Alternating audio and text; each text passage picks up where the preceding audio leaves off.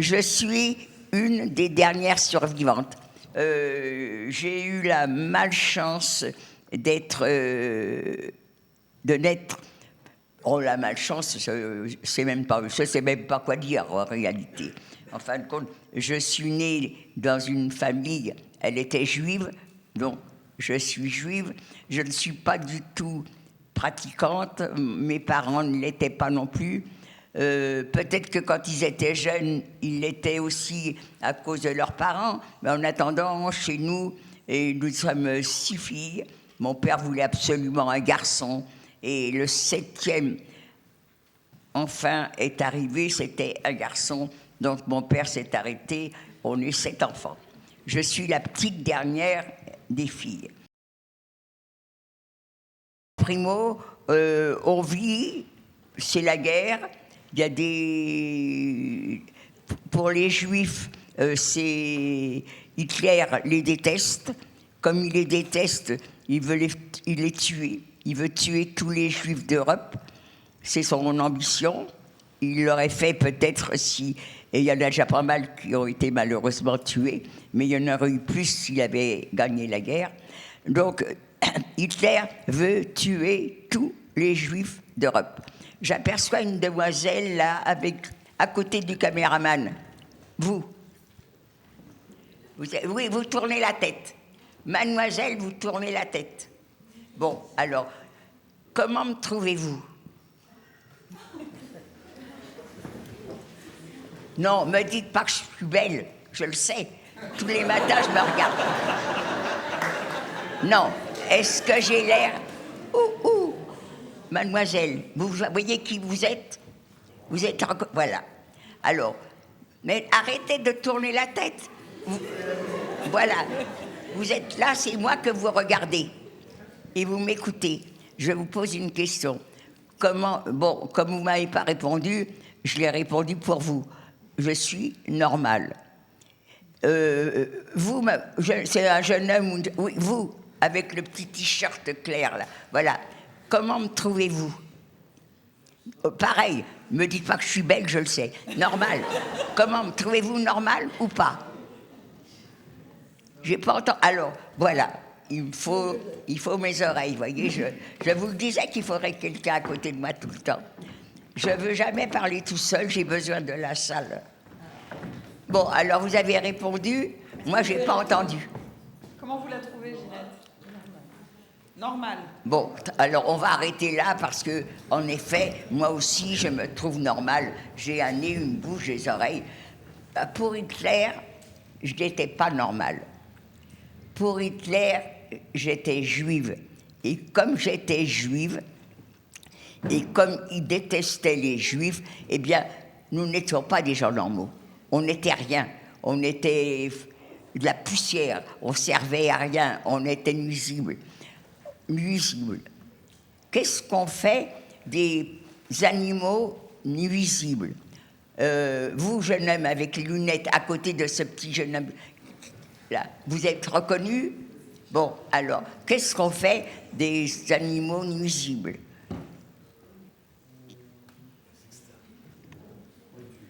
On les tue. Voilà, on les tue. Donc, Hitler vous tue, mais comment nous reconnaître, puisqu'on est des gens normaux?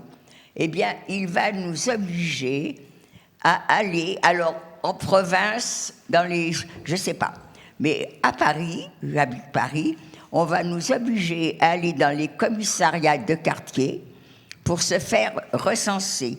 Dans les bureaux du commissariat où on allait pour se faire recenser, on sortait de là, allez-y, à vous de travailler, un panneau avec un tampon sur nos cartes d'identité qui indiquait qu'on était juif.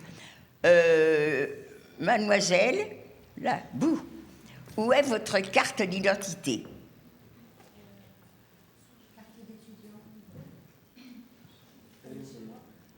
Quoi? À la maison.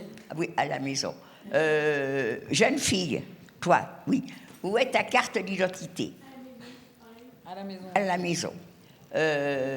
Madame, où est votre carte d'identité? Dans mon sac à main. Dans le sac à main. Sac à main. C'est déjà pas mal, ça. Hein? Oui, mais sac à main, vous avez le tampon. Si vous étiez juive et si vous étiez à l'époque de 39-45, vous êtes juive, vous avez votre carte d'identité dans votre sac à main, c'est très bien déjà, c'est pas mal, mais ça suffit pas. Alors, des contrôles, il y en avait, je ne sais plus combien, sans arrêt, on était contrôlés.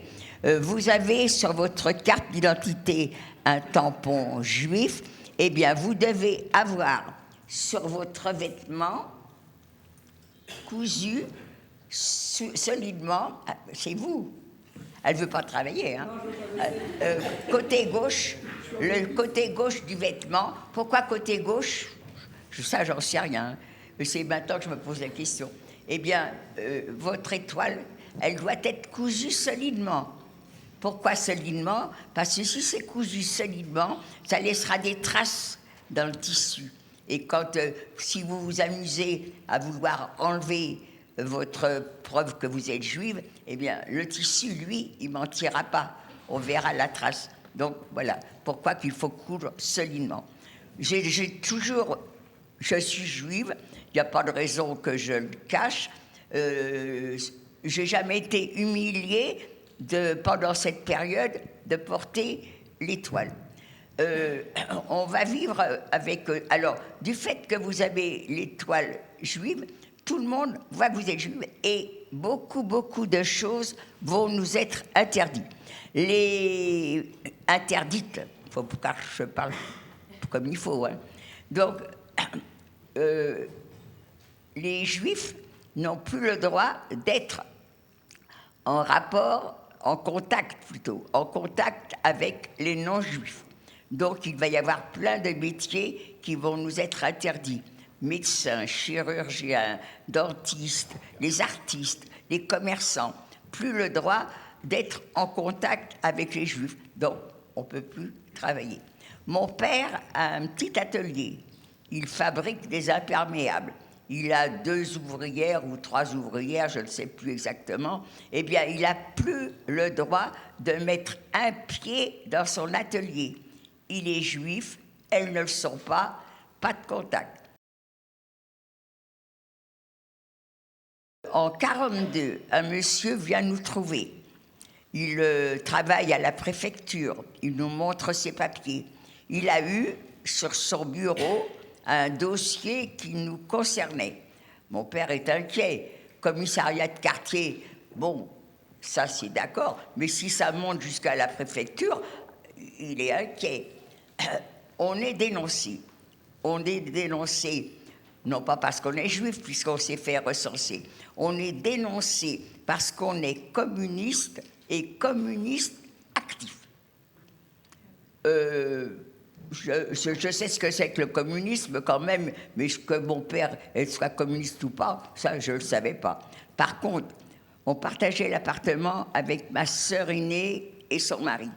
Et eux avaient un comportement qui m'intriguait. Beaucoup de gens, c'était des amis soi-disant, mais je trouve qu'ils en avaient beaucoup. Ils arrivaient tard le soir, ils partaient tôt le matin. Il y en a quelques-uns qui restaient 1 journée, 2 journées sans bouger. Ça m'intriguait quand même. Mais je ne pensais pas communiste, moi je pensais résistant. Mais en fin de compte, il y avait beaucoup de résistants parmi les communistes, et c'est pour ça que Hitler leur faisait la chasse. Donc ce monsieur nous prévient, vous êtes communiste, en plus vous êtes juif, eh bien attention, vous allez être surveillés de très près, et il nous conseille de quitter la zone occupée. En effet, la zone libre était pour les Juifs, je crois même qu'il n'y avait pas de... On était considérés comme tout le monde. Je ne me souviens pas avoir vu une vitrine en zone libre avec une affiche qui disait que la maison était tenue par des Juifs. Je n'ai jamais vu en zone libre des gens se promener avec l'étoile. Donc, quand même, il y avait une grande différence. Mon père, lui, n'avait pas du tout l'intention de quitter Paris. Mon père était très, très, très fier. Il était né à Paris, il avait fait la guerre de 14, il avait eu 6 filles, parce qu'il voulait absolument un garçon. Le 7e était un garçon, donc on est arrêté à 7 enfants. Et les 3 aînés de mes sœurs sont mariés avec des jeunes gens qui ont fait la guerre de 39-40. Il y en a même un, malheureusement, qui est prisonnier de guerre. Papa n'a pas du tout l'intention de quitter Paris, comme certains l'ont fait. Il y en a, dès les débuts de la guerre, des Juifs ont quitté la France même. Non, ils ont été en zone libre. Non, papa, lui, ne bouge pas. Jusqu'à ce que ce monsieur vienne nous prévenir, vous êtes dénoncé, attention, et il nous conseille de partir et d'aller en zone libre. Zone libre, zone occupée, c'était 2 pays différents.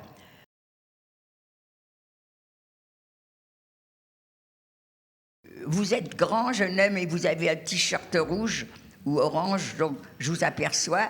Vous vous êtes reconnu. Bon, qu'est-ce qu'il faut pour aller d'un pays à un autre, d'après vous?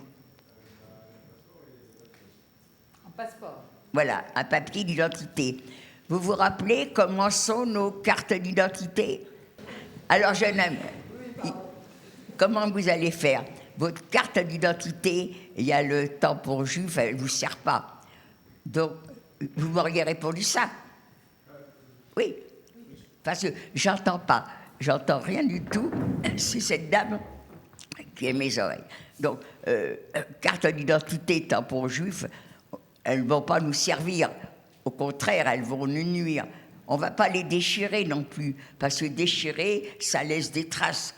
On va les brûler et on va prendre une identité, tant qu'à faire de changer de nom, eh bien, on va prendre un nom d'origine bien française.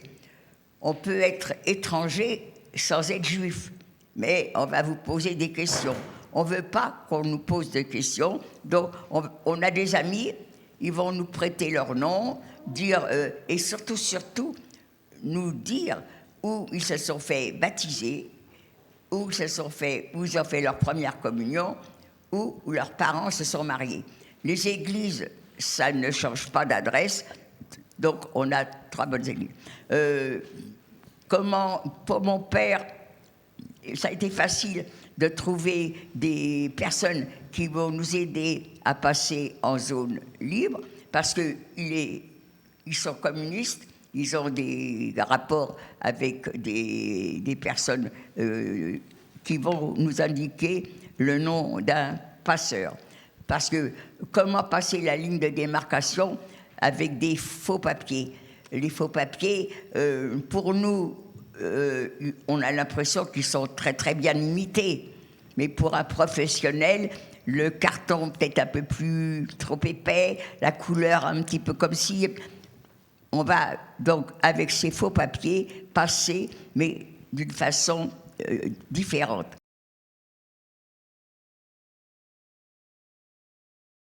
Vous avez des personnes qui habitaient le long de cette frontière. C'est la Loire qui faisait la frontière entre la zone occupée et la zone libre. Il y a des gens qui habitaient le long de cette frontière, qui ont observé les allées et venues des patrouilles, à quelle heure, où, comment, et elles vont en faire un métier, ils vont devenir des passeurs. Il y a des personnes, leur arrière-petit-fils pourrait être étonné, mais dis donc, comment que ça se fait? Avant, tu étais un employé de ferme, et puis maintenant, tu as une belle propriété, tu as les moyens, eh bien, il ne faut pas leur jeter la pierre. C'est vrai qu'il y en a qui se sont enrichis, mais si on ne les avait pas connus, nous, on ne serait peut-être pas vivants. Parce que c'est eux qui savaient justement où passer, où nous faire passer. Alors, les passeurs, si vous avez été réguliers, merci, bravo, on a payé, mais on a la vie maintenant. Alors, il y en a, malheureusement, il y a toujours des brebis galeuses partout. Et quand j'ai appris qu'il y avait des passeurs qui ont donné leurs clients, j'avais une autre opinion de ces passeurs. Et puis j'ai appris aussi que souvent, c'était du chantage. Et alors, la Gestapo s'est aperçue de leur manège. On les arrête, on voit ce que vous faites. Ou vous donnez vos clients et on ferme les yeux, vous ne donnez pas vos clients, c'est la prison et la déportation. Qu'est-ce que vous auriez fait? Qu'est-ce que j'aurais fait? On ne sait pas. En attendant, il y en a qui ont marché dans la combine et qui ont donné leurs clients. Donc, ils ont quand même des excuses.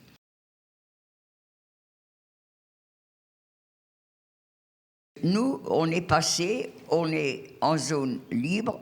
Mon père n'a pas voulu qu'on passe tous ensemble. On ne sait jamais ce qui peut arriver. Il nous a partagés en 4 groupes, mais un point de ralliement. Aix-les-Bains. Eh bien, on est tous à Aix-les-Bains. Ça veut dire que ça s'est bien passé. Non, pour certains, oui. Pour d'autres, non. Mais bien terminé, oui, puisqu'on est à Aix-les-Bains. Alors, 2 groupes. Mon père, 2 groupes, rien. Tout ce qui était prévu est arrivé. Ils sont en zone libre sans problème. Un groupe, c'est mon père, ma mère et une sœur. Ils ont rendez-vous avec un monsieur, il est cheminot, il les donne rendez-vous à Lyon. Donc, ils vont prendre le train à Paris, à la gare de Lyon. Ils vont descendre à Lyon. Normalement, ce monsieur doit les attendre à la descente du wagon. Ils descendent, personne. Tous ceux qui sont descendus du train maintenant ont évacué la gare. Eux sont là à attendre. Ma mère, quand elle raconte cette histoire, elle dit « On a attendu des heures ». Non, maman, t'as pas attendu des heures. Ça t'a semblé très long parce que tu avais peur. Et quand on a peur, 1 minute, c'est 1 heure. Non, ce monsieur a eu quelques minutes de retard.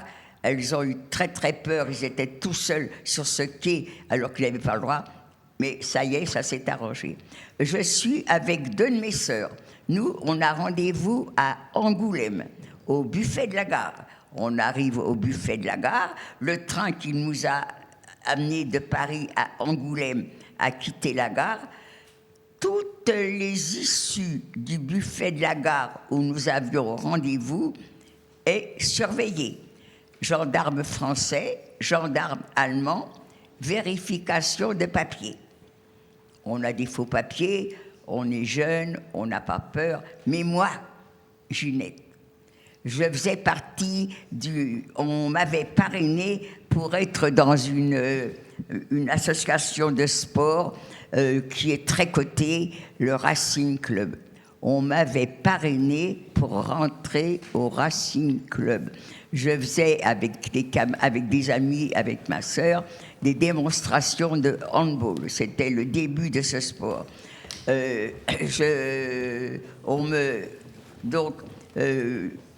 Ça m'embêtait de jeter cette carte, la déchirer, ça me faisait mal au cœur, donc je l'avais gardée. J'avoue à mes sœurs, j'ai mon vrai nom aussi avec moi. Te casse pas la tête, demande d'aller aux toilettes et puis tu le mettras dans les toilettes. C'est ce que je fais.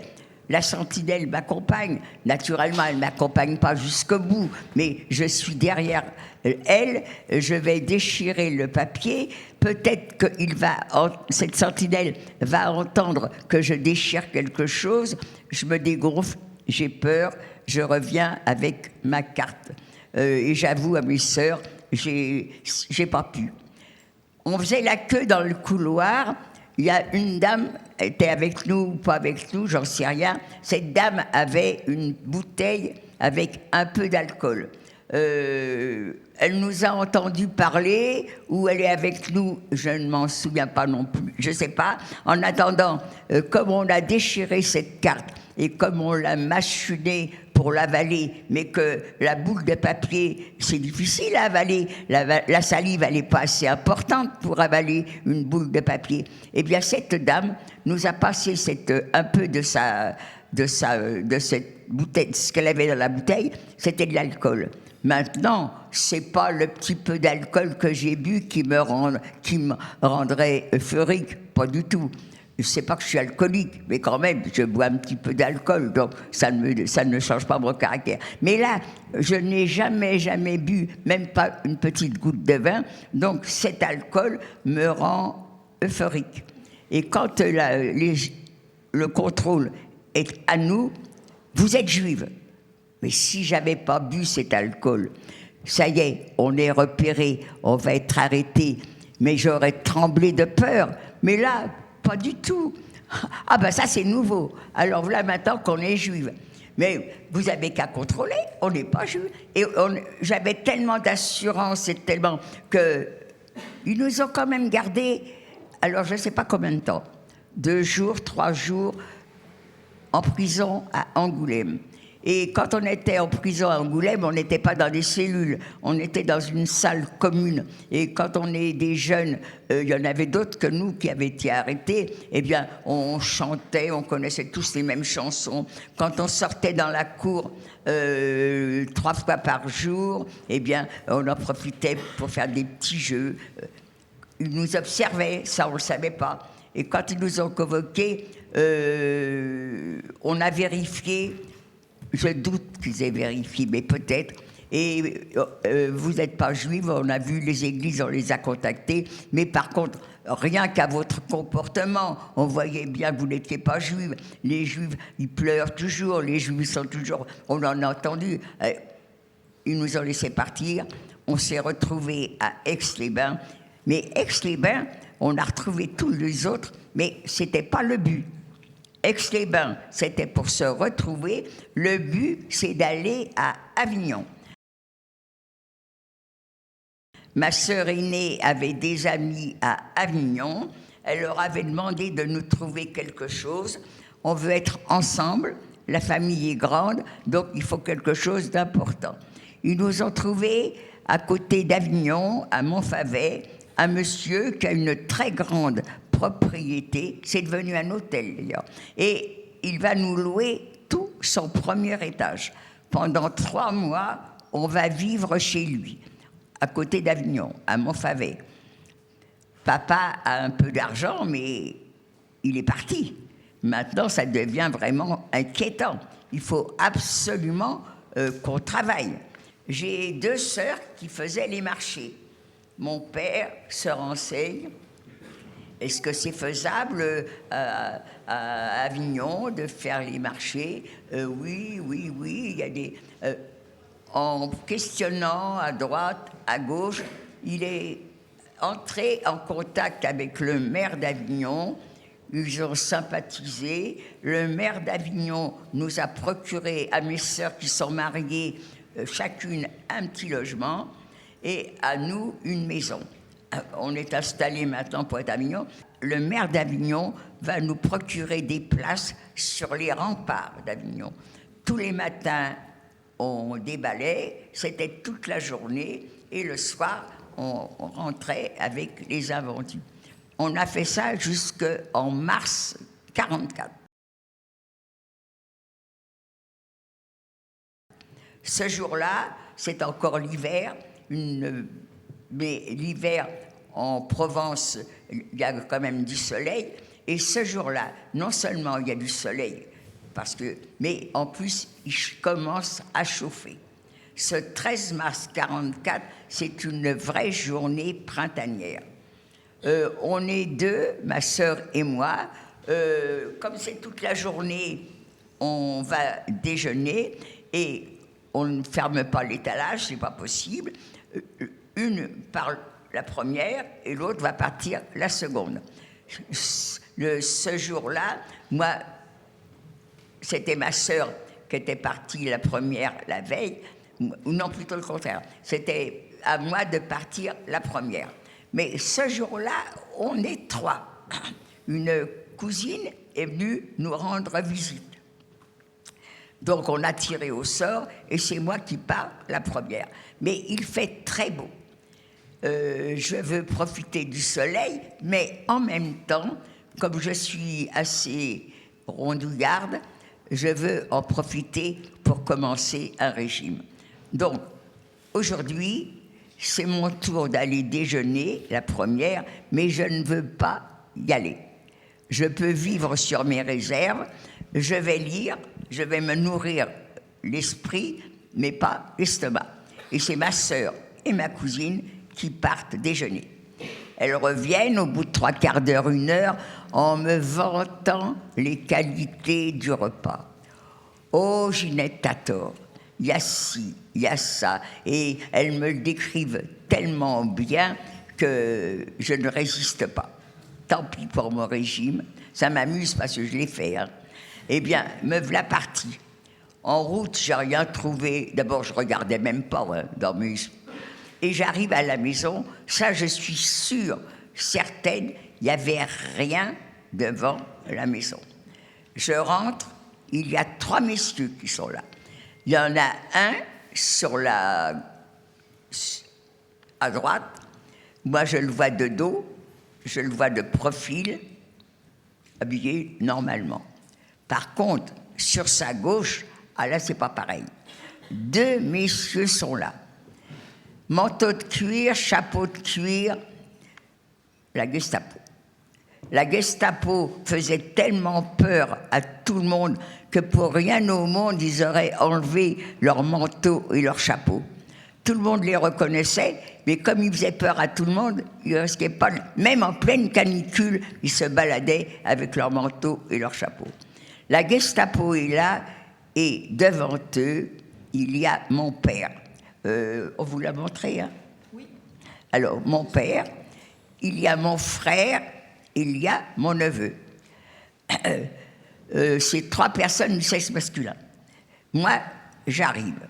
Je suis la seule fille. Qui a parlé, qui a prononcé le mot juif? Est-ce que c'est mon père? On nous a dénoncés parce qu'on était juifs. Ils viennent nous arrêter. Est-ce que c'est la Gestapo? On vient vous arrêter, vous êtes juif. Mais j'entends le mot juif. Et vous vous rappelez, quand on a passé la ligne de démarcation, on nous a dit, vous êtes juive. Et j'ai dit, non, on n'est pas juive. Et ils nous ont gardés un petit peu en prison, ils nous ont relâchés. Là, je crois que ça va être pareil. Ah non, là, c'est pas pareil. Là, je suis toute seule comme fille, et il y a 3 personnes du sexe masculin devant la Gestapo. La Gestapo connaît les coutumes chez les Juifs. Quand un bébé du sexe masculin vient au monde, on pratique la circoncision. Je dis qu'on n'est pas juif, on est dénoncé parce qu'on est juif, et bien ils vont contrôler. Ils emmènent papa, Gilbert, Jojo dans la cuisine, ils les font déculotter, ils sont circoncis, ça veut dire que ceux qui nous ont dénoncés avaient raison. Immédiatement, alors que je n'avais pas vu de voiture devant la maison, on va nous jeter devant la première voiture qui est là. C'est une traction avant. C'est la Gestapo se déplaçait en traction avant.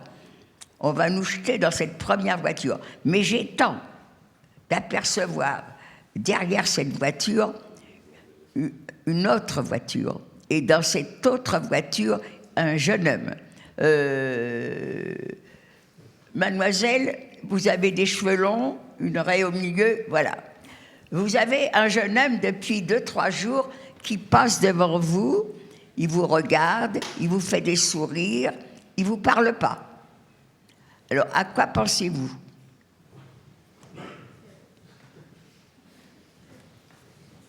Comment?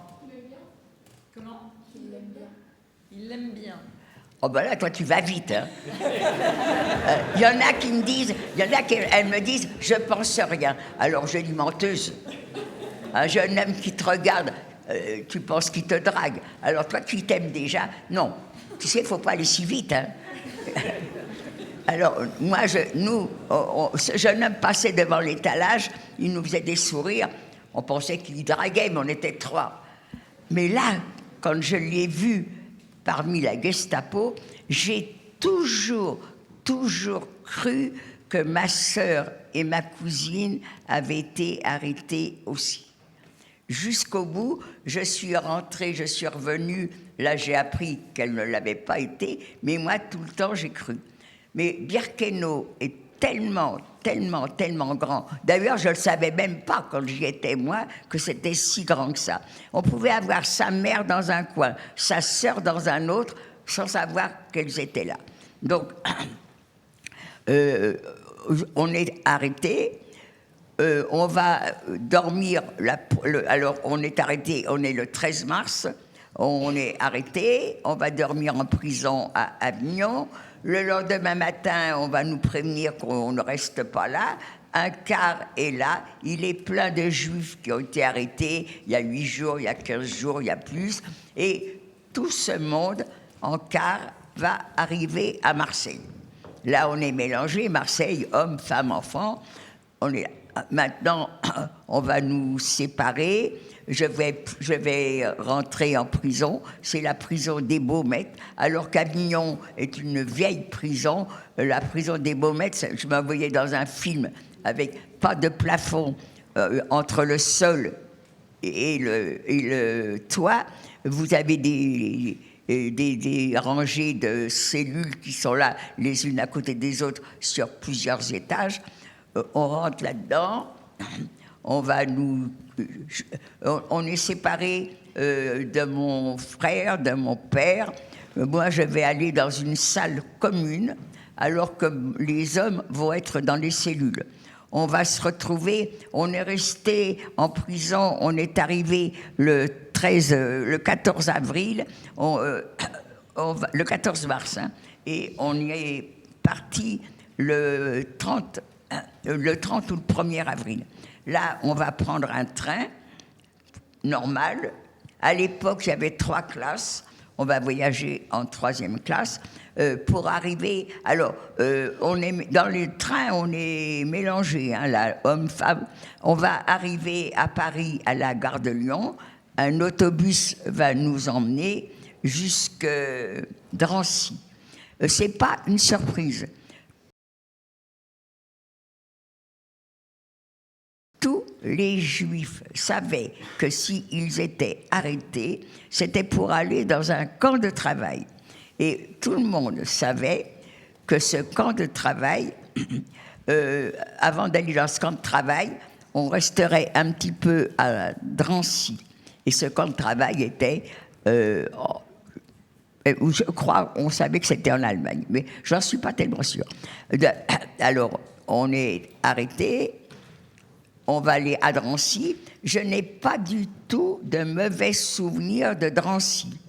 Le gouvernement de l'époque voulait que les gendarmes vivent en famille sur leur lieu de travail. Ils avaient commencé à construire les premiers gratte-ciel. C'était pour loger les familles. Et ces gratte-ciel, à leur base, il y avait des espèces de bâtiments je ne sais pas si vous avez vu la cour de Drancy, je ne sais pas. En tous les cas, ça représenterait un grand rectangle, très long et assez large. Et toute la journée, on se baladait. On ne travaillait pas. Je me souviens, le premier jour, c'est très long. Je ne sais pas quoi dire à mon père. Je bavardais de choses et d'autres. Et le lendemain, ils ont demandé des bénévoles pour faire des corvées. Je me suis inscrite et j'ai été à la corvée de pluche. Alors, le premier jour, je suis avec mon père.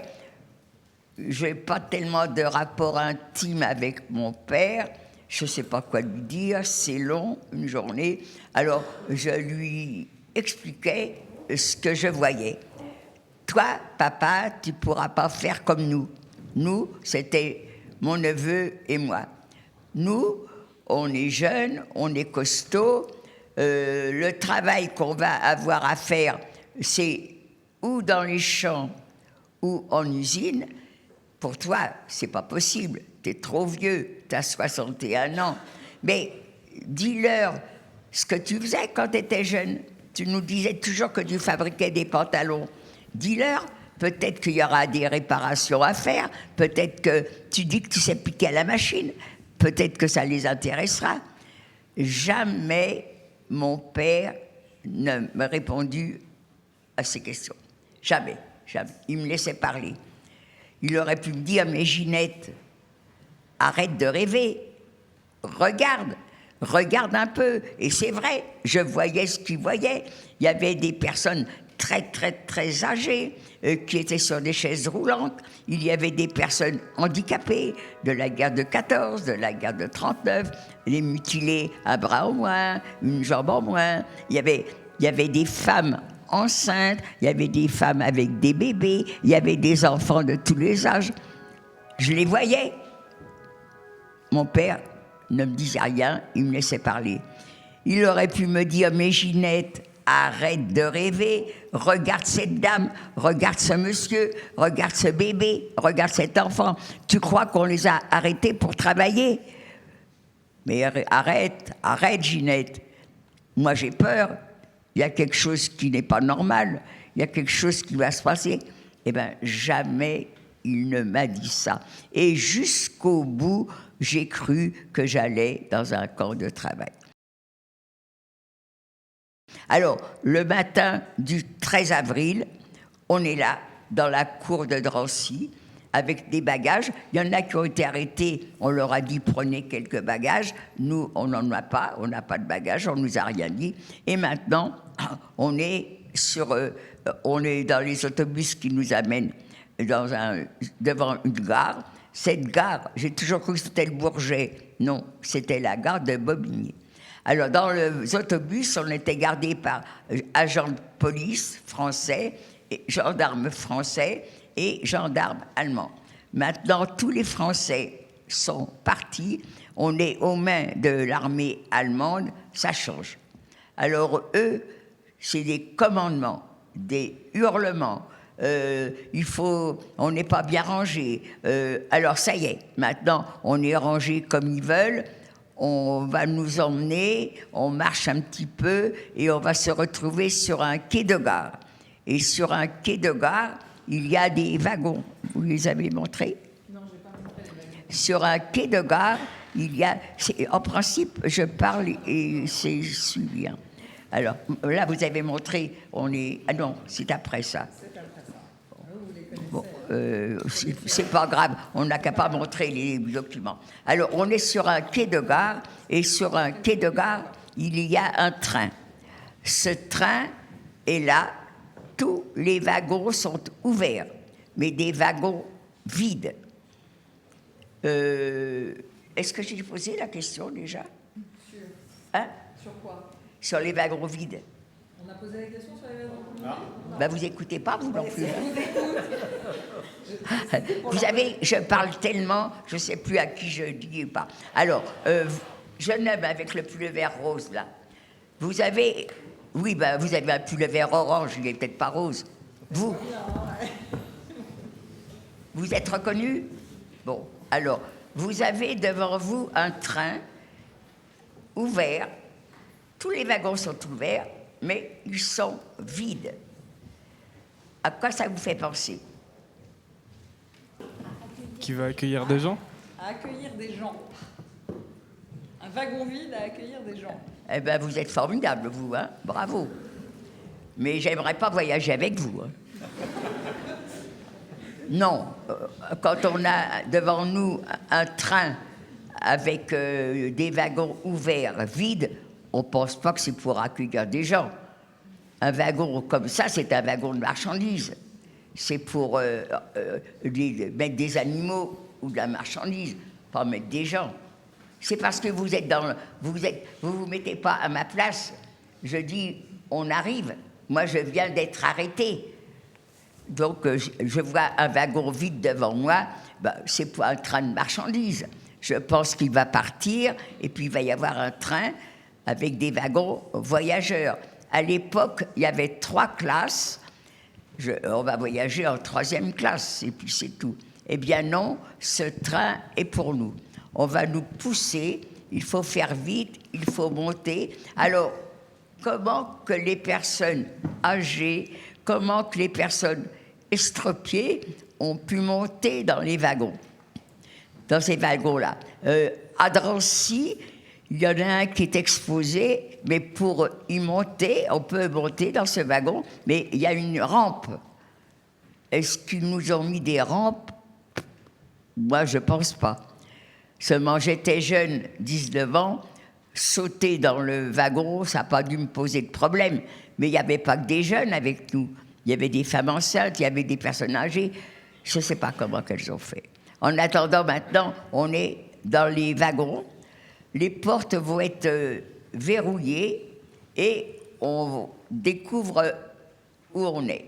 Eh bien, nous, dans notre wagon, on est dans l'obscurité. Pas totale. Pas totale. Vous avez trouvé un wagon? Ben non, mais... Elle est bonne à rien, cette dame. Je croyais qu'on ne présentait pas de documents, Ginette. Ah ben d'accord, c'est vrai. Non, vous avez raison. Ah, faut savoir. Voyez, alors, il n'y a pas de document. Donc, on est dans un wagon, il est semi-obscurité. Pourquoi? Parce que nous, on n'a pas de chance. Dans notre wagon, il n'y a pas de fenêtre. Il y en a, mais les volets sont, pour ainsi dire, fermés complètement. À la base, il y a quand même un petit peu de clarté et d'air qui passe. Les planches de ces volets et les planches du wagon ne sont pas complètement serrées, donc un petit peu de lumière, un petit peu d'air, mais nous, on ne voit pas grand-chose. Par contre, certains camarades ont plus de chance. Ils ont des fenêtres. Ah, naturellement, les fenêtres, elles sont grillagées, où il y a des barreaux, mais au moins, ils ont vu le jour, ils ont vu la nuit, et ils ont vu le nom des stations de gare qu'ils traversaient. Eux savent où ils vont, nous, on ne sait pas. On dit qu'on a voyagé 2 jours, 3 jours. C'est vieux, cette histoire. Et j'avoue franchement, je ne me rappelle pas du tout comment j'ai supporté ce voyage. Au départ, je me rappelle, au départ de Drancy, ça je m'en souviendrai toujours, parce qu'on avait, là d'ailleurs j'ai fait hurler les camarades, parce que j'avais un sac avec des provisions. Quand je dis ça, j'ai des camarades qui hurlent. Mais non, on n'avait pas. J'en avais, pourquoi que je le sais? Parce que j'ai des remords. Quand on est monté dans le wagon, j'étais avec mon frère, ma famille. Ils sont assis avec moi. Et la première chose que mon frère me demande, alors qu'on vient à peine d'arriver, il a faim. Non, Gilbert, non, c'est trop tôt. Tu vas pas manger maintenant. Le voyage, on ne sait pas combien de temps il va durer. Alors, attends un peu. Je regrette, j'aurais dû lui donner tout ce qu'il voulait. Au moins, il aurait eu le ventre plein. Donc, je lui refuse. C'est pour ça que je sais que j'avais... Alors, peut-être qu'au départ de Drancy, pour les jeunes, il y avait de la nourriture. Peut-être. C'est pour ça qu'il y en a qui me disent non, on n'avait rien. Moi, je dis si, j'avais. Donc, ça a été très dur de se placer dans le wagon parce qu'on était beaucoup. Il y a des personnes qui décrivent, il y en a une partie qui était debout, l'autre assise et on se relayait. Non, nous, on a tous été assis. Mais par contre, les jambes étaient tellement mélangées, je me disais comment qu'on va faire quand on va avoir besoin d'aller aux toilettes. Eh bien, le besoin d'aller aux toilettes est arrivé. Il n'y a rien. Il n'y a pas un lieu isolé pour faire ses besoins. Qu'est-ce qu'on va faire? Il y avait un seau quand on est rentré dans le wagon. On ne savait pas à quoi ça allait servir. Il gênait. On l'avait relayé dans un fond de wagon. Eh bien, on va le récupérer, ce wagon. On a compris, c'est pour faire ses besoins. Mais il n'y a pas de quoi isolé. Eh bien, là encore, quelques gens débrouillards. On avait le droit de quitter Drancy avec chacun une couverture sur le côté, sur le bras gauche. Mon père avait été heureux de me montrer Il avait la couverture sur le bras gauche, mais en plus, il avait tellement maigri, il avait mis 2 couvertures dans son pantalon. Il a donné, c'était pour s'asseoir dessus, eh bien, il a donné une couverture, d'autres ont fait comme lui, ils en ont donné aussi, et on a pu isoler le lieu pour faire ses besoins. Isolé, mais on entendait et on sentait. Alors la nature est là, on a eu besoin, on l'a fait. Mais petit à petit, ce seau, il s'est rempli et les femmes et les hommes qui étaient assis à côté, eh ben, ils ne savaient pas que c'était une mauvaise place. Donc quand il y avait des secousses, ils recevaient des éclaboussures, c'était pas agréable. Donc à un moment donné, plus le droit d'aller faire ses besoins. Ben oui, mais la nature est là. Eh ben, la nature est là. Les besoins, on ne pouvait pas les faire. Eh ben, c'est parti sous nous. Alors, imaginez l'odeur dans un wagon des personnes qui ne se sont pas lavées pendant 3 jours, 3 nuits, des personnes qui ont fait leurs besoins sous eux, une infection. Le train arrive, les portes sont déverrouillées, un air froid pénètre dans le wagon. En un rien de temps, la mauvaise odeur a disparu. Mais en même temps, la personne nous pousse. Les femmes avaient commencé à vouloir habiller leurs enfants. On voulait récupérer les bagages. Non. On ne touche à rien.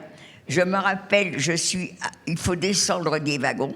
Je suis assise sur le sol du wagon quand j'entends des hurlements, des commandements. Moi, je ne comprends pas l'allemand.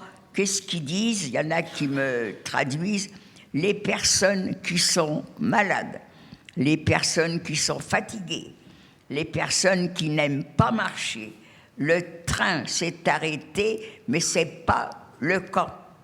Il va falloir marcher. Ça sera à travers champs. C'est fatigant. C'est pour ça qu'on a mis à votre disposition des camions. Moi, j'entends ça. Papa, Gilbert, prenez le camion. Papa, Gilbert m'ont écouté. Mais je voulais leur faire un petit bisou avant de partir. Non, ils sont déjà partis. Pas grave. On va se retrouver sans arrêt, ces messieurs. Vous inquiétez pas, vous allez vous retrouver dans le camp. Alors, on ne s'inquiète pas. On est tous sur le quai, mélangés, hommes, femmes, enfants. Maintenant, on va nous séparer, les femmes et les enfants, les hommes. Et de nouveau, on va nous commander, on doit se mettre 5 par 5. Et 5 par 5, on va passer devant une rangée d'officiers. On apprend que ce sont les commandants du camp, les médecins du camp, et d'un coup d'œil, ils vont vous juger. De mon côté, on est très peu, mais on a tous une allure assez costaud, assez jeunes. Il y en a des plus jeunes que moi, il y en a des plus âgés, mais tous, on est costauds. Alors que de l'autre côté, alors là, je peux vous dire, il y a la grande foule. Les personnes âgées, des personnes mutilées, des personnes enceintes, des femmes avec des enfants, il y a des enfants. Tout ce monde est ensemble. Et nous, on va partir tout seul, à pied, à travers champs.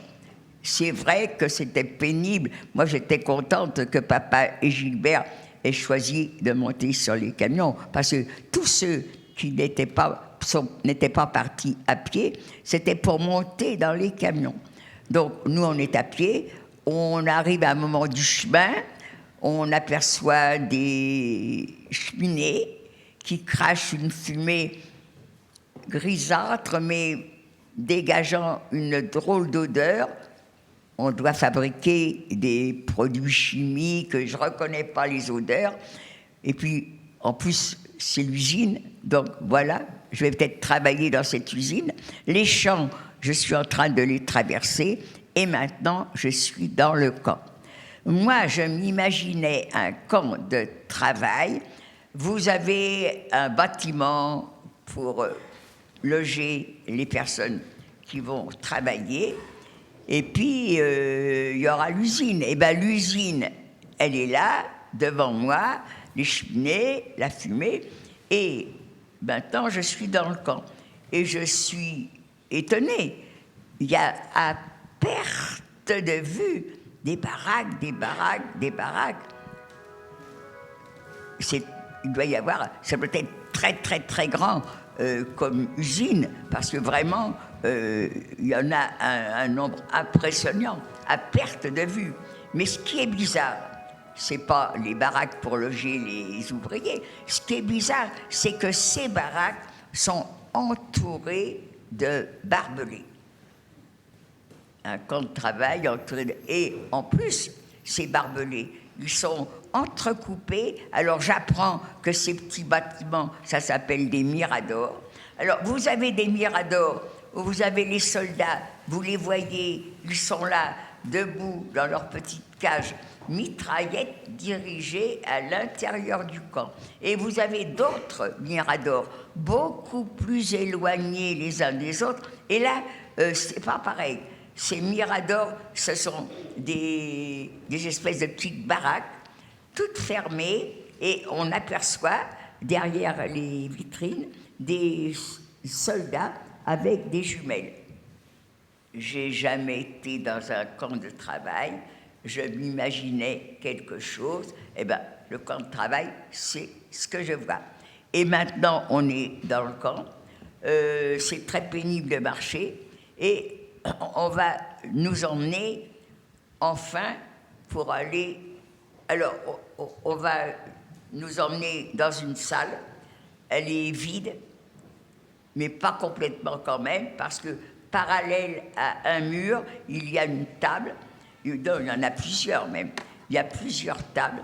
Derrière chaque table, il y a 2 femmes, et maintenant, à tour de rôle, on va s'approcher de ces... Alors, certainement qu'on était par ordre alphabétique, hein.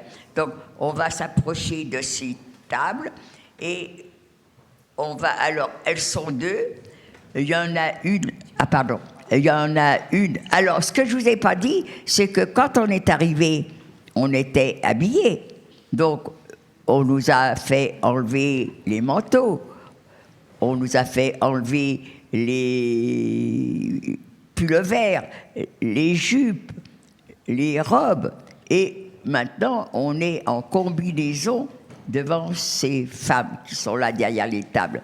Eh bien, la combinaison, toutes les femmes à l'époque portaient des combinaisons. Maintenant, non. Mais avant, oui. Eh bien, il faut l'enlever, la combinaison. Alors, on est en culotte et soutien-gorge. C'est un peu gênant, mais enfin, c'est supportable. Eh bien, la culotte et le soutien-gorge, il faut l'enlever.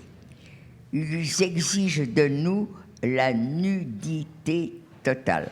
Et comme je fais les demandes et les réponses, je vais vous le dire, moi, je suis morte de honte. Ma mère nous a élevés pudiquement, on n'est que des filles à la maison, je n'ai jamais vu... Si, elles m'ont vue nue, parce que j'étais la plus jeune, donc elles étaient des jeunes filles, on prenait une douche, elles me voyaient, mais moi je les ai jamais vues nues, non. Donc là je suis dans une... J'ai 2 mains, je me cache le sexe, je me cache les seins, mais j'ai des yeux. De temps en temps, j'ouvre les paupières et je m'aperçois que... mais non, pas toutes les femmes ont le même corps que moi.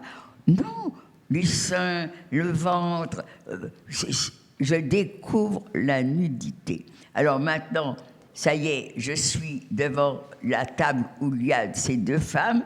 Il y en a une, elle prend mon identité. Est-ce que c'est moi qui l'ai écrit? Est-ce que c'est elle? Je n'en sais rien. Mais l'autre, qui était à côté, alors que je cachais mes seins, prend mon bras, et sur mon bras, alors là c'est pareil, vous ne le voyez pas, elle me met un numéro. Moi, j'ai l'habitude de dire un joli numéro. Mon numéro, merci ma tatoueuse, il est très très bien tatoué. Tous les chiffres sont de la même couleur, du même écartement, de la même grandeur. Vraiment, elle m'a fait un beau numéro. Ce n'est pas le cas pour toutes les camarades. Il y en a qui ont un chiffre. Alors, mon numéro, 78 599. À quoi correspond-il? Est-ce qu'on était 78 599 quand on est arrivé? Est-ce que je suis... J'en sais rien. En tous les cas, c'est le numéro inscrit sur mon bras et il a été... Alors, ce numéro, naturellement, quand on a été libéré, c'est tout de suite, quand j'ai appris que la guerre était finie, tout de suite, j'ai pensé à le faire enlever. Mais comme je n'ai pas eu l'occasion de le faire enlever, il est toujours resté. Donc, on est numéroté, on est nu, on va nous emmener dans une autre salle. Vous avez des femmes debout derrière un tabouret. Le groupe qui a été tatoué, on est ensemble. Et et les unes derrière les autres, naturellement.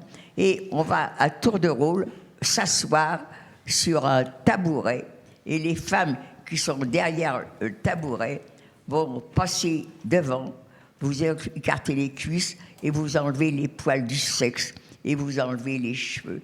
Devant tout le monde, les nazis, jusque-là, absolument rien, hein, aucune brutalité, rien du tout, que nous humilier. Et je peux vous dire qu'ils ont réussi avec moi, avec mes camarades, je ne sais pas. Moi, je me rappelle, quand on a été tatoués, il y a des filles, elles ont frotté, ça part pas, hein, c'est profond. Et alors, on me demande, qu'est-ce que ça vous a fait? À quoi vous avez pensé? Mais ça ne m'a rien fait, mais j'ai à rien pensé. Vous vous rendez compte? Je suis nue, mais il n'y a que ça qui compte pour moi. Tout le restant, mon numéro, mon tatouage, mais je m'en fous. Mais je suis nue, et ça, je suis honteuse d'être nue. Alors maintenant, on était tatoués, on a donné nos identités, alors on va nous emmener pour nous habiller. Là encore, je ne vais peut-être pas poser les questions, mais quand même, est-ce que quelqu'un peut me répondre comment vous voyez les déportés habillés? On ne va pas rester 3 heures à attendre. Allez-y. Un habit à rayures? Un pyjama à rayures? Pyjama rayé. Bon, c'est déjà pas mal, c'est ça que je voulais entendre. Alors, quelquefois, une fois, je dis à mon fils en revenant, alors j'en entends des vertes et des pas mûres. Il y en a qui m'ont dit en tenue de mécanicien orange.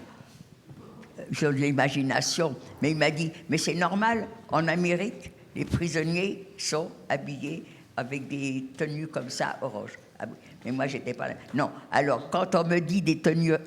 Il va nous rester quelques minutes avant qu'on nous pose des questions. Ah, d'accord. Bon, alors, je vais m'arrêter, parce que c'est ça, je parle de trop. Il me faudrait 3 heures, on ne m'en donne pas. Donc, j'ai été arrêtée. Moi, les Juifs, on n'est pas habillés avec des vêtements rayés. Nous, on va être habillés avec les vêtements que les Juifs, quand ils ont été arrêtés, ont emmenés avec eux. Alors, il y a ceux qui ont emmené des belles affaires, il y a ceux qui ont emmené les plus moches. Eh bien, ces vêtements sont dans le camp, triés. Tout ce qui est bien partira en Allemagne, et ce qui est abîmé, taché, décoloré, pas déchiré quand même, hein, eh bien, pour habiller les Juifs, ça ira très très bien. Donc non, nous, les déportés juifs, on n'a pas les vêtements rayés. Les vêtements rayés sont pour les déportés politiques, pas pour les Juifs. Bon, alors, on est mal habillés, on va nous emmener aux toilettes. Et ça, malgré l'heure et malgré le temps, les toilettes, tâchez de les trouver Et ça, il faut les montrer. C'est quelque chose d'impensable, d'inimaginable, que des gens qu'on dit civilisés, qu'on dit musiciens, par haine, ont pensé à faire ça. Vous arrivez dans une salle, vous croyez les toilettes isolées dans un petit coin, pas du tout. Vous allez arriver dans une salle, vous avez un socle qui traverse la salle et vous avez des gens assis, côte à côte, dos à dos, à faire leurs besoins ensemble. C'est impensable, c'est inimaginable. Jusqu'où a pu se loger la haine? Pour moi, c'est le comble.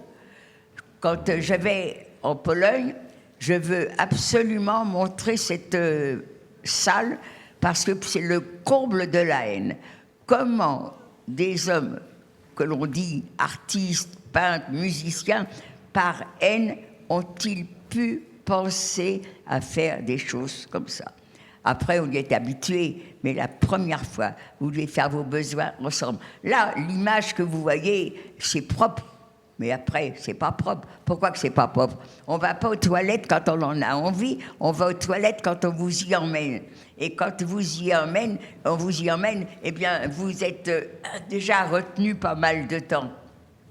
Et maintenant que vous êtes prêt à vous soulager, vous n'arrivez plus à vous retenir. Et vous avez la personne qui est déjà sur un trou. Eh bien, si elle ne veut pas partir, vous allez l'enlever du trou. Et vous n'avez pas terminé. Il y aura des déchets sur le socle, il y en aura par terre. Et vous avez attendu et vous vous retenez plus. Eh bien, il y en a par terre aussi. C'est des endroits dégoûtants. Et la personne, ça y est, vous l'avez retirée? Ah bon? Alors, non, mais c'est vrai, non, on ne voit pas. Eh bien, il y a une personne qui est responsable de cette baraque. Et la personne qui est responsable, elle vous surveille. Et moi, quand j'ai été pour la première fois, c'était tellement sale que je n'ai pas voulu m'asseoir sur ce trou. Mais il fallait bien que je me soulage. Eh bien, elle s'est aperçue que je n'étais pas assise. Elle s'est précipitée sur moi. Elle m'a appuyé sur les épaules et du coup, j'étais obligée de m'asseoir. Donc, je suis assise sur des saletés. J'ai le derrière sale. Je prends une jeune fille, une demoiselle, là, vous me voyez? Oui. Quand vous avez le derrière, oui, vous tournez la tête. Donnez-le à n'importe quel. Donnez pas n'importe qui. Voilà. Quand vous allez faire vos besoins, oui. Vous avez terminé. Qu'est-ce que vous faites? On s'essuie. D'accord. Avec quoi? Du papier. Ben voilà. Eh ben, d'abord, primo, ouais. À mon époque, il n'y avait pas de papier toilette. On se contentait des journaux. Hein. C'était peut-être pas votre politique, mais on s'en foutait. Le Figaro, l'Humanité, c'était très bien. Mais par contre, là, il n'y a même pas ça. Vous n'avez rien, même pas un petit confetti. Comment qu'on a fait, je n'en sais rien.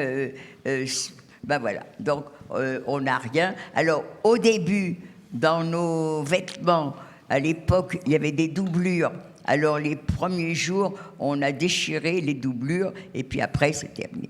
Bon, alors, je vois que l'heure tourne. Les questions, allez-y, posez-moi des questions. Comme ça, dans les réponses, il y aura ce que je voulais dire.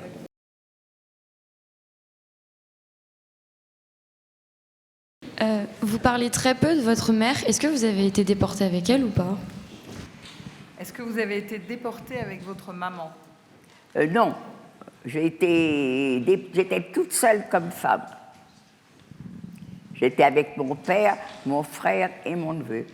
Ma mère était malade et j'ai appris après qu'il ne l'avait pas arrêtée. Mais je n'ai jamais su si j'avais été la voir et elle est malade, on n'en a pas besoin, on la laisse tomber, ou au contraire, ils avaient 4 personnes avec eux, ça leur a suffi, ils n'ont pas été voir dans les étages s'il y avait d'autres personnes. Qu'est-ce que vous répondez à ceux qui disent que cette période, elle n'a pas existé? Si j'en avais un devant moi, je ne dis pas que je serais brutal et tout, mais je lui demanderais d'abord comment il sait que ça n'a pas existé. Et il y a tellement de gens encore qui sont revenus que je ne vois pas comment il se permet de dire que ça n'a pas existé.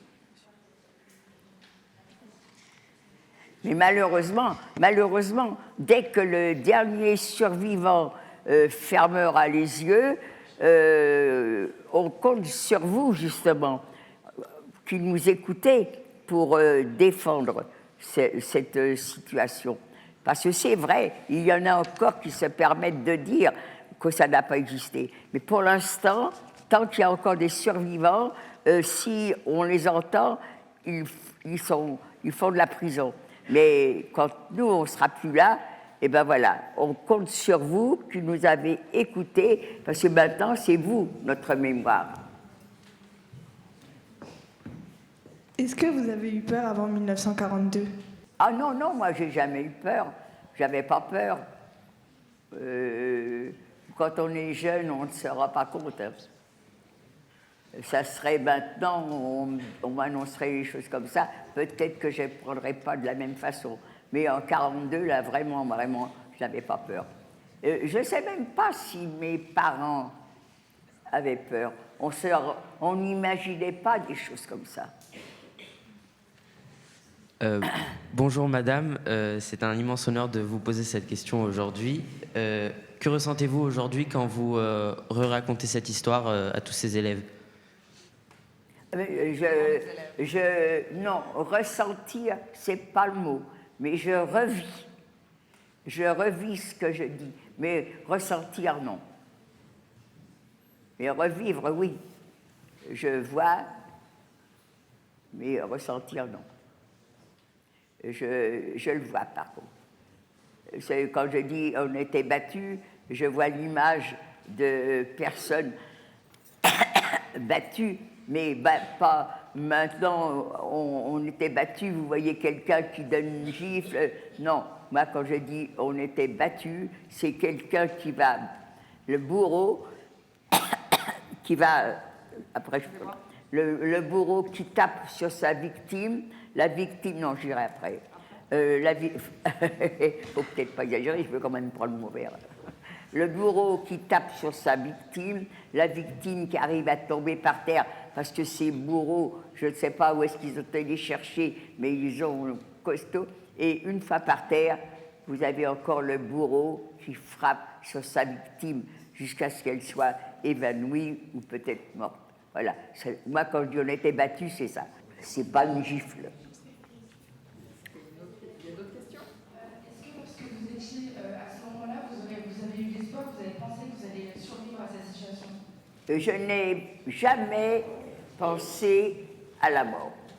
On savait qu'elle était là, mais c'était pas. Je ne peux pas dire que j'y pensais.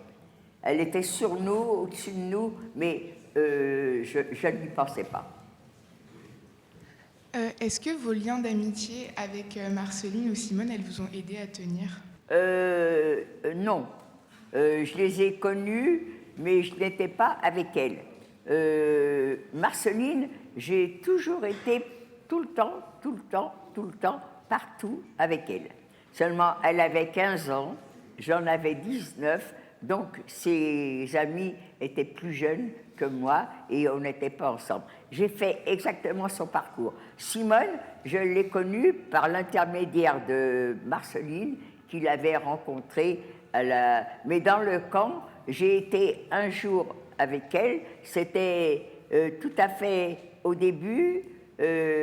On arrive, on ne connaît pas les lois, on ne connaît rien du tout, mais on appelle ça le camp de quarantaine.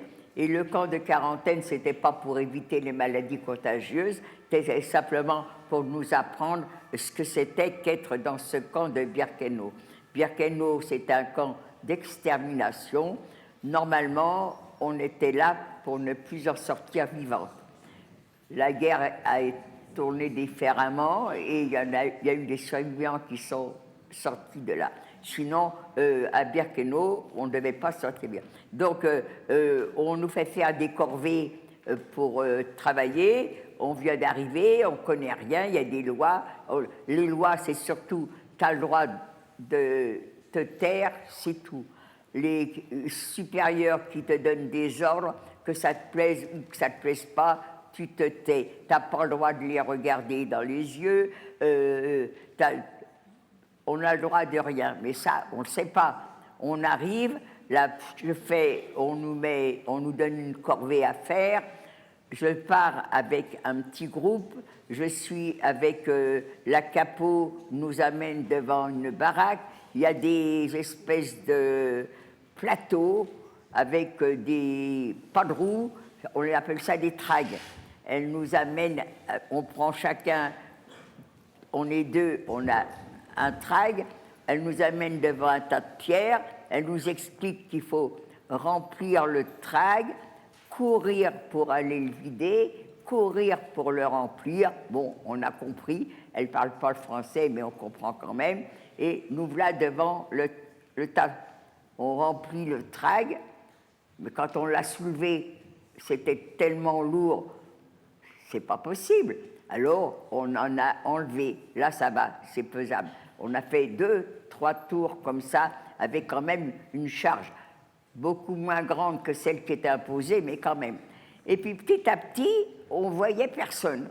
Alors, de moins en moins, il y avait de pierres. Et on était arrivé, on était au mois de mai, il faisait beau, il y avait du soleil. On était en train de se moquer des Allemands, puisqu'on en mettait de moins en moins dans notre...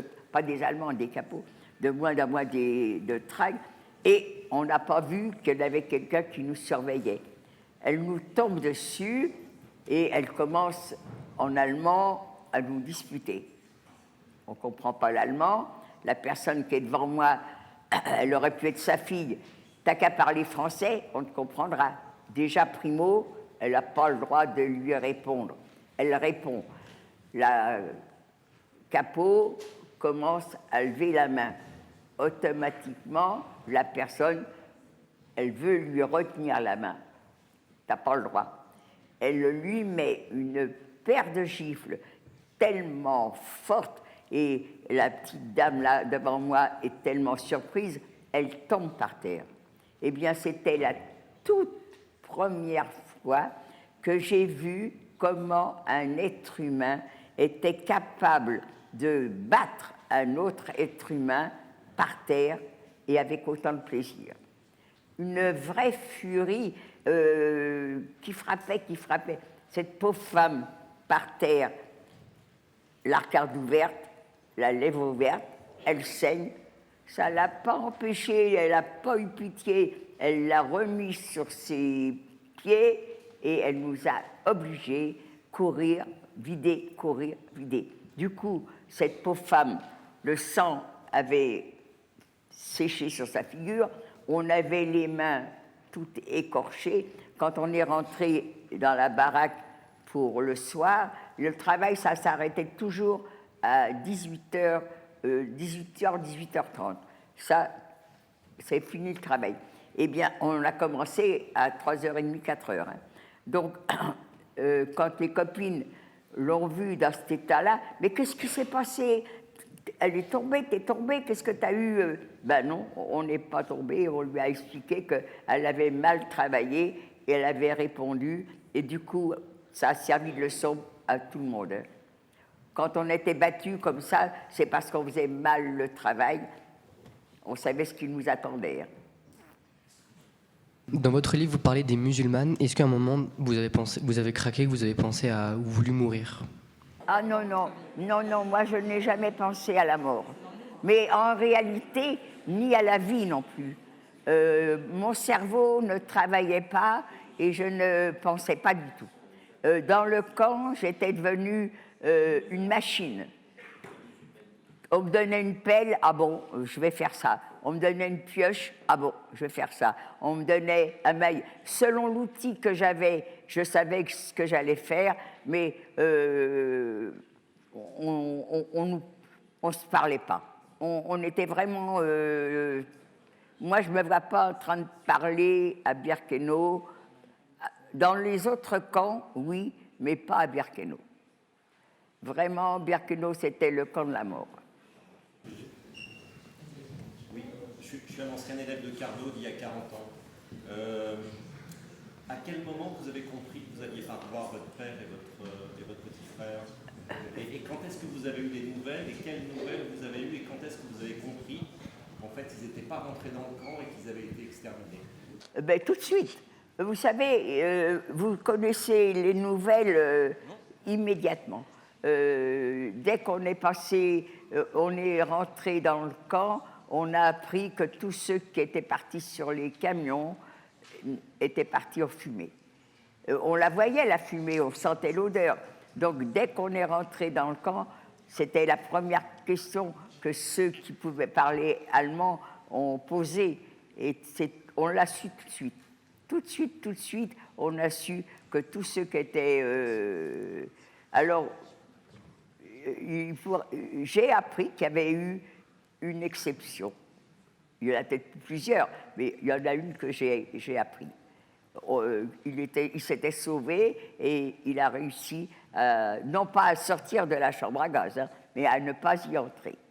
Mais c'était une exception. Tous ceux qui n'étaient pas sur les camions, plutôt tous ceux qui étaient sur les camions, même ceux qui ne voulaient pas y aller, on les obligeait, parce que ceux qui ne voulaient pas y aller estimaient qu'ils pouvaient marcher. Alors, pour les nazis, quand ils voyaient dans quel état ils étaient, eux pensaient qu'ils pouvaient marcher. Les nazis voyaient bien qu'ils ne seraient pas capables de travailler. Donc, ils voulaient bien nourrir quelques juifs, mais à condition qu'ils puissent travailler. Bonjour madame, j'espère que vous allez bien. On est très heureux de vous accueillir avec nous. Du coup, on est content, on est honoré. C'était juste pour savoir comment est-ce que vous avez fait pour vous en sortir. Moi, il n'y a qu'un seul mot, la chance. Alors, on me parle de courage, on me parle de volonté, ça fait très bien, mais ce n'est pas vrai. On est dans un état tellement faible qu'on ne peut pas avoir ni courage ni volonté.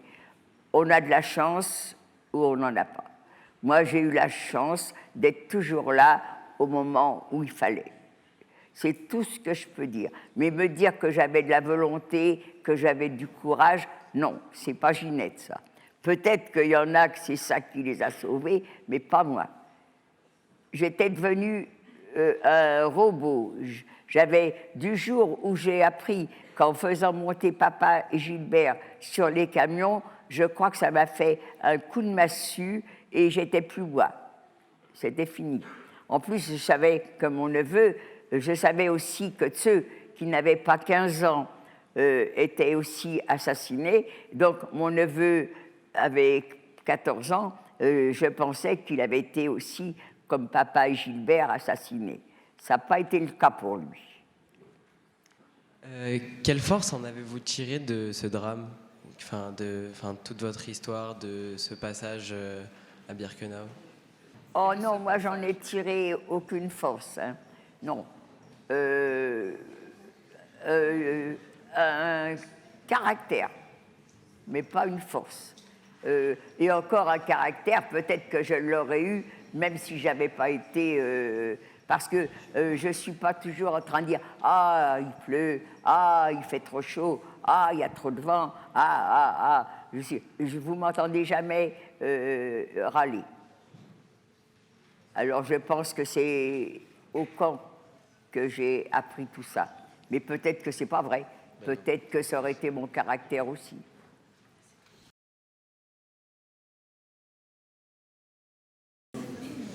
Excusez-moi, je voulais savoir comment s'est déroulé votre retour, si vous avez eu un accueil particulier ou quoi. Oh, d'une manière particulière, je ne suis pas revenue avec tous les déportés. La libération des camps a été au mois de mai. Moi, au mois de mai, j'étais très malade. J'étais en Tchécoslovaquie, à Theresienstadt. J'y suis restée 1 mois. On m'a soignée. Je ne sais pas ce qu'on m'a fait. j'avais le typhus qui s'était déclaré à la Libération. Là aussi, vous voyez, c'est de la chance, parce que si j'avais eu le typhus avec les Allemands, il y avait quand même un hôpital, vous savez, il ne faut pas croire, il y avait un hôpital. Mais peut-être que j'aurais été soignée, peut-être que je n'aurais pas été, j'en sais rien. En tous les cas, j'ai le typhus, je suis libérée, je suis en Tchécoslovaquie, et ben c'est à Theresienstadt qu'on m'a soignée.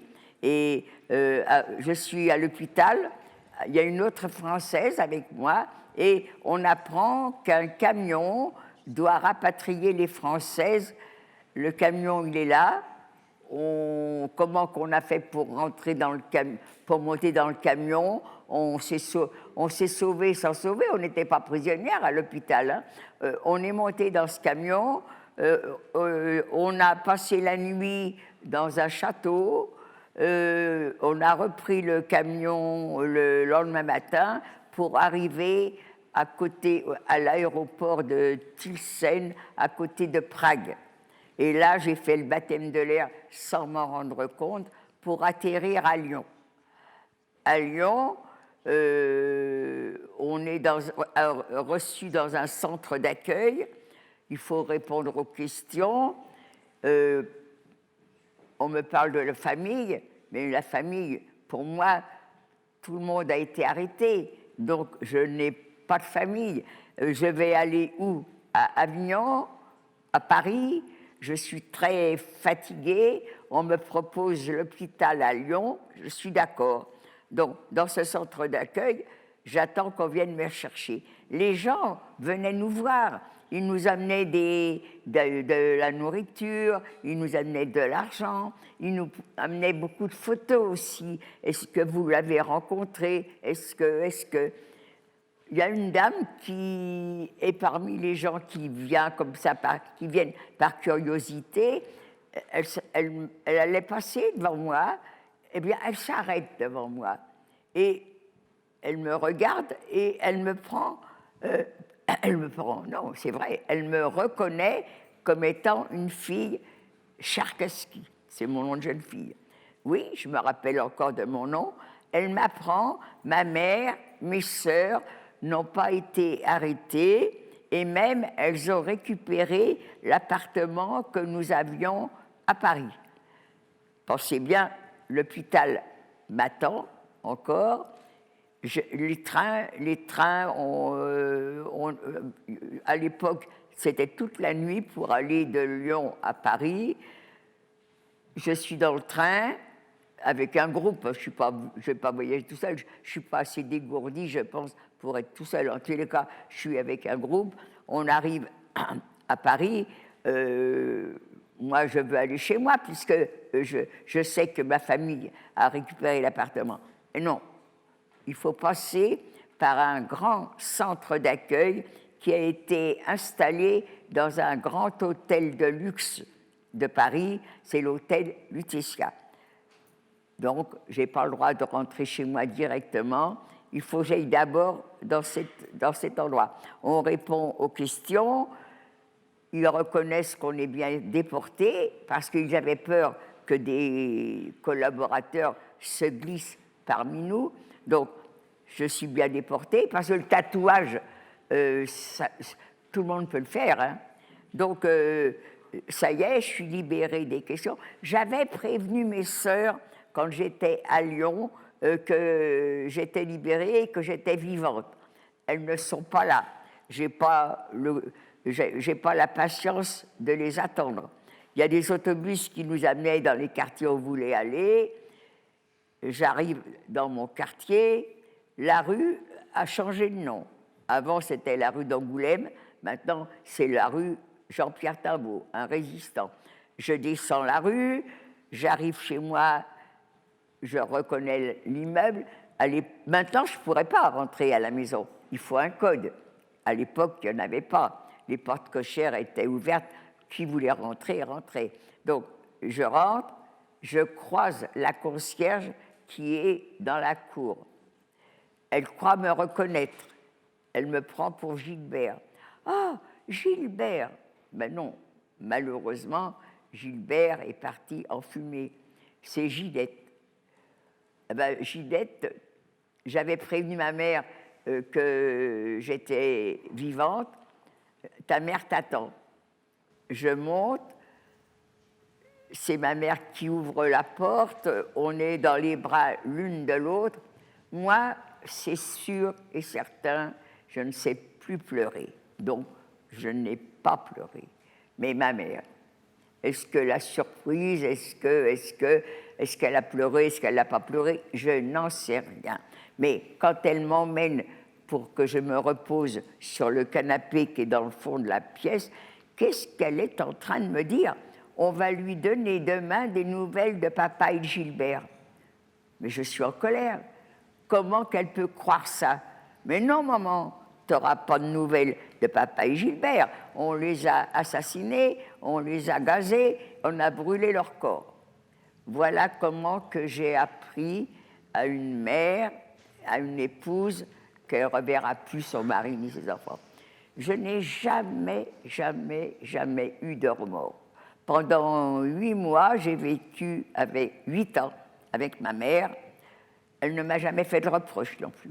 Elle ne m'a jamais dit, tu sais, la façon dont tu m'as annoncé aussi brutalement la mort de ton père et de ton frère, mais j'aurais pu y rester moi aussi. Non, jamais d'excuses. C'était bien, au contraire, je lui avais rendu service. Elle sait maintenant, elle ne va pas attendre à chaque coup de sonnette, elle va dire, ça y est, c'est eux. Mais non, maman, ça ne sera jamais eux, on les a tués. Voilà. Et on a vécu ensemble 8 ans, j'ai eu une vie tout à fait normale avec ma mère, et ma mère décède, je vais rester 1 an ou 2 ans toute seule, je ne m'en souviens pas très très bien, et j'ai eu l'occasion de rencontrer un jeune homme, on s'est mariés, on a eu un enfant, et c'est quand j'ai eu mon enfant dans les bras, c'est là que le remords m'est tombé dessus.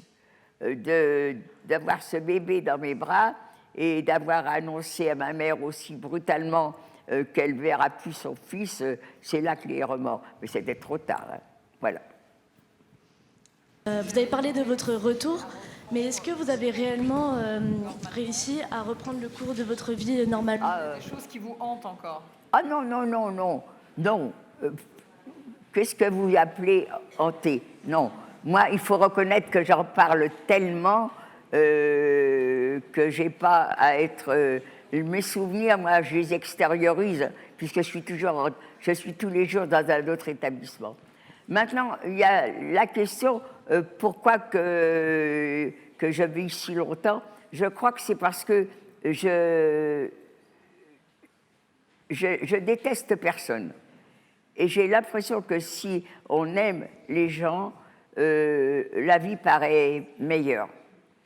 Vous voyez, quand vous dites « moi j'aime pas cela, moi j'aime pas cela, moi j'aime pas cela », vous devenez aigri et je crois qu'on ne peut pas être bien.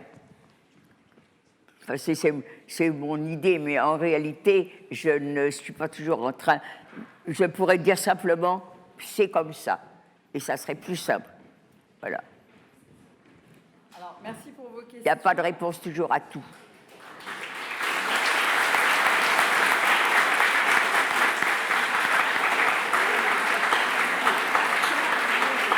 Alors, ça serait plutôt à moi de vous applaudir parce que vous m'avez écouté, vous avez beaucoup de questions à poser et maintenant, je compte sur vous, pas moi toute seule, tous mes camarades qui n'ont pas eu ma chance d'être survivants, ceux qui sont survivants, eh bien, devenez des passeurs de mémoire. Voilà, c'est ce qu'on espère. Passeurs de mémoire pour que plus jamais ça, qui était ce qu'on disait quand on est arrivé, eh bien, que ça devienne réalité. Voilà. Tout le monde a le droit de vivre en paix, qu'il soit musulman, juif, chrétien, athée. Vivons comme on a envie de vivre sans obliger les autres à faire comme vous. Et je crois que ça serait, cette sagesse, ça serait formidable.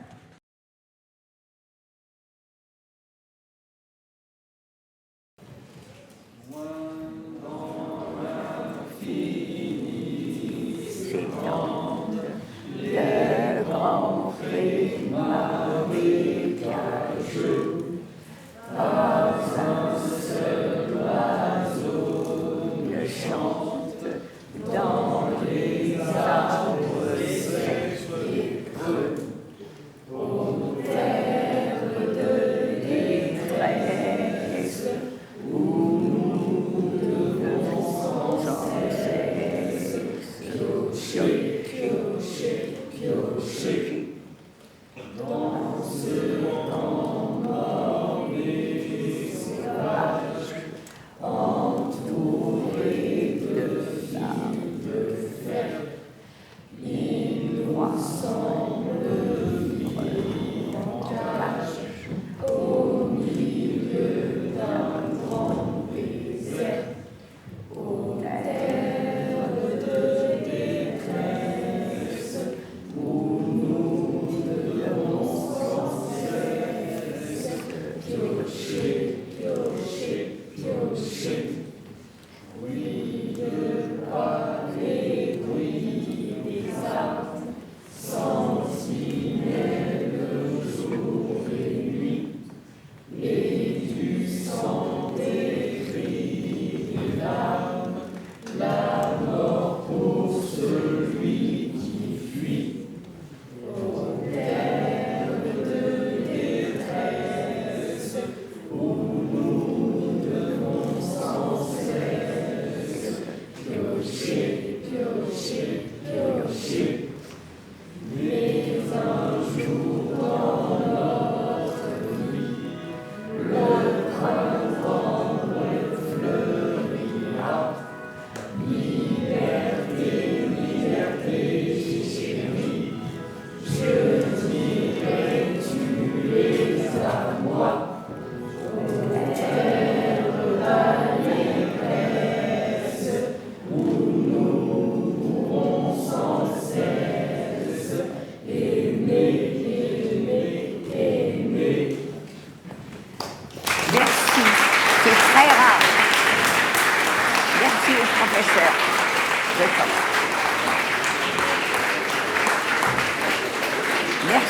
Merci de leur avoir appris.